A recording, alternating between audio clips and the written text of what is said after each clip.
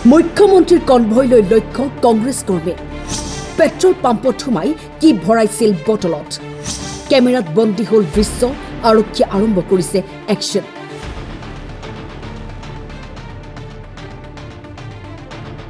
নলবাৰীত মুখ্যমন্ত্ৰীৰ জন আশীৰ্বাদ যাত্ৰাৰ সময়তে একাংশ কংগ্ৰেছ কৰ্মীয়ে ভয়ংকৰ কুটাঘাতৰ ৰচনা কৰাৰ অভিযোগ হাতত পেট্ৰল লৈ মুখ্যমন্ত্ৰীৰ বাহনলৈ টাৰ্গেট কৰাৰ চেষ্টা কৰাৰ অভিযোগ চাওক এই দৃশ্য কিদৰে এই লোকজনে হাতত বটল লৈ পেট্ৰল পাম্পত সোমাইছিল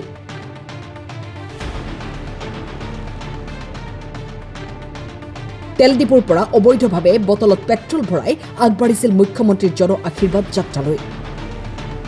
ৰৈ আছিল মুখ্যমন্ত্ৰীৰ কনভয় আগবাঢ়ি অহালৈ খাপ পিটি ৰৈ থকা সময়তে একাংশই মন কৰিছিল আৰু প্ৰশ্ন কৰিছিল যি সময়ত মুখ্যমন্ত্ৰীক চাবলৈ হাজাৰ হাজাৰ মানুহ ৰৈ আছে তেনে সময়তে কংগ্ৰেছ কৰ্মীয়ে মুখ্যমন্ত্ৰীৰ জন আশীৰ্বাদ যাত্ৰা অশান্ত কৰাৰ চেষ্টা কৰাৰ অভিযোগ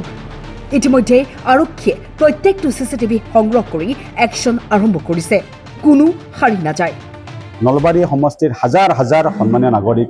আৰু আমাৰ হাজাৰ হাজাৰ দলীয় সতীৰ্থসকলে তেখেতক এবাৰ ওচৰৰ পৰা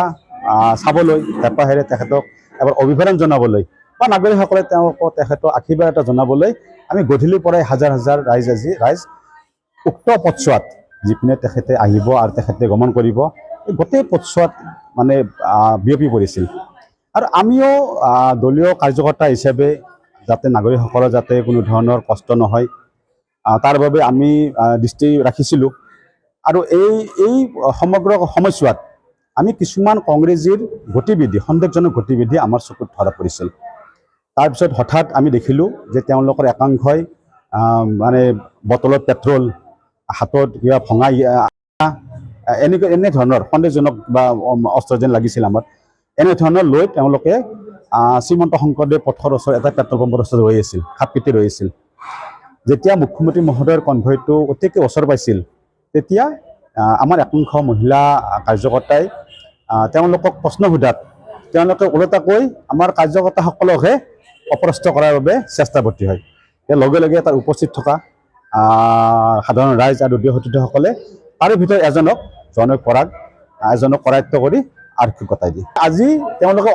অস্তিত্ব সংকটত ভুগিছে সেয়েহে হয়তো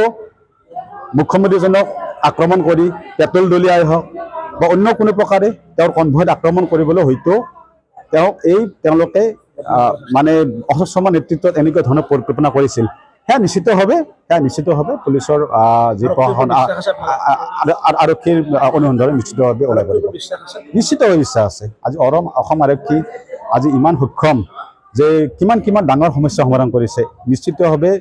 ইয়াতৰ এই ষড়যন্ত্ৰ নিশ্চিতভাৱে খুব কম দিনৰ ভিতৰত অসম আৰক্ষী নলবাৰী আৰক্ষীয়ে উফৰাবলৈ সক্ষম নলবাৰীৰ পৰা হীৰক ডেকাৰ ৰিপৰ্ট টাইম 8